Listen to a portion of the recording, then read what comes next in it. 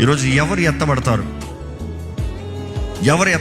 అన్నదప్పుడు ఎవరైతే తిరిగి జన్మించారో, దేవుడు వారికి అనుగ్రహించిన రక్షణ వస్త్రాన్ని పాడు చేయకుండా పరిశుద్ధంగా నిలిచిన వారు, అదే సమయంలో ఆయన రాక కొరకు ఎదురు చూచువారు. ఆయన ఇప్పుడు అప్పుడే రాడలే.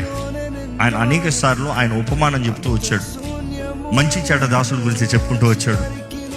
ఒకప్పుడు మంచోడే అంట, ఆ యజమాని వస్త్రం ఆలస్యం అవుతుందో చూసి ఏం చేశాడంట, తన కాలమందు ఆహారము పెట్టి ఇల్లు చూసుకోవాల్సిన వాడు యజమాని వస్త్రం ఆలస్యం అవుతుంది చూసి తన తోటి దాసుని ఏం చేస్తున్నాడంట, కొట్టుకుంటూ ఉన్నాడంట.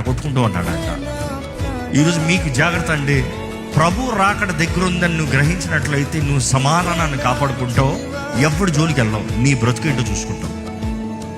ఇంకోటి విమర్శిస్తూ ఇంకోటి గురించి మాట్లాడుతూ నీ సమయాన్ని గడపవు. ఎందుకంటే నీ గురించి నీకు లెక్క చెప్తానికే నువ్వు చేసుకోవాల్సిన అకౌంటింగ్ చాలా ఎక్కువ ఉంది. దేవుడు కూడా చెప్తున్నాడు, కాలము సమయం తెలుసుకుని గ్రహించు, సిద్ధపడి ఉండు, నా రాకడ సమీపంగా ఉంది, సిద్ధపడి ఉండు, పరిశుద్ధత కలిగి బ్రతుకు. మరో చెప్తున్నాను, ఎవరు ఎత్తబడతారంటే ఎవరి పేర్లు అయితే జీవ గ్రంథంలో రాయబడి ఉందో వారు మాత్రమే ఎత్తబడతారు. మీ పేరు జీవ గ్రంథంలో రాయబడి ఉందా?